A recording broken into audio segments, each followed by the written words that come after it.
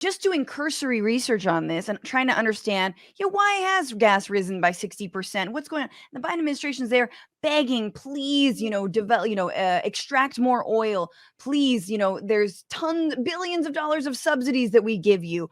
Releasing the strategic petroleum reserves, and oil executives are effectively saying, even though there have been meetings, effectively they're like, no, our shareholders, like, we'd prefer to give more money to our shareholders than help the American people out.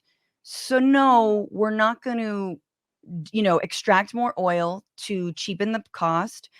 And we like it like this. And to say nothing, let's leave climate change and doom aside, and the fact that we really should be transitioning off of this. It's just so incredible because you've got, on the one hand, the Biden administration begging for us to be able to dig up and burn more carbon, dig it up. Like, I don't know, they didn't say this yet, but it's only a matter of time before they're like, hey, leases on national lands and open up the Alaskan, National Reserve, et cetera, et cetera, et cetera. Like, and then you've got the oil executives like, but we've got it so good right now. Yeah, let me remind everyone, the richest 10% of the American people own 80 to 85% of all the stocks. Right. So when a company tells you we're doing something for the shareholders, let me translate that into simple economic English. We're doing something for the richest 10% of the people.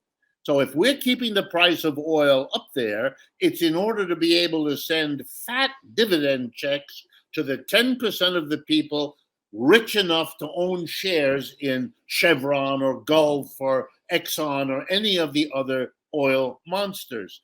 That's what this is. This isn't a technical problem. We know where the oil is. We know how to bring it up. I understand all of the climate issues that ought to be in this conversation, but have been neatly pushed out. How nice for the oil companies. So they're able to postpone dealing with the fossil fuel crisis they've created. That's good for them. And they're able to make wild amounts of profit at the same time.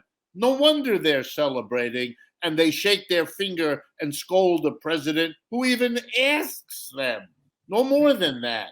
Look, even in Britain, where I was about to say the leader is like our Donald Trump, but that leader disappeared today. He ended his absurd regime. He quit. Because unlike Trump, he somehow in the UK, they still resign in shame. We haven't, right. We've passed that here. Right. He resigned. His capacity for shame is a little bit closer to Mr. Trump's. So he resigned. I wouldn't say he did it there wasn't much shame. He referred to his own political party, the Conservative Party in England, as, I quote now, the herd. The word you use for a large group of, animals in a group. They're the herd, and they drove me out. That's not a man who seems to understand that one scandal after another and one bald-faced lie after another might make it a question of whether you belonged in that job. But even in Boris Johnson's regime, they put what's called an excess profits tax on the oil companies, saying if you're going to raise the prices to make a lot of profit, you have to, quote, share that with the people of Britain, so we're going to tax you. In this country, we don't even do that. And, it boggles the mind. The new government in France just announced yesterday, because they had an election 2 weeks ago in which the explosive new reality of French and European politics was the enormous popularity of the extreme left in France, which American media do not cover. The sitting president got 38% of the vote for his party. Right. The new far left leftist party, led by a man named Mélenchon, who you might want to talk about, who is a Marxist and says so and has been. Yes. They got 32% of the vote. And what we hear about here is the right wing, the Trump-like. In that country, it's a woman named Marine Le Pen. the lefty got 32% of the vote. The right winger, Le Pen, who's been there a long time, she got 17%. The left is twice the strength of the right, but if you ask most Americans, they have no idea. No, and also I'm sorry, this is a digression, but also whenever like mainstream news covers the French elections, all they do is cover how Marine Le Pen is gaining steam, even if she's losing steam. They love the dawning of fascism because the headlines write themselves. But you've got a leftist in there who's like actually wants to, I don't know, provide for the people, and they're like, nah, that's boring.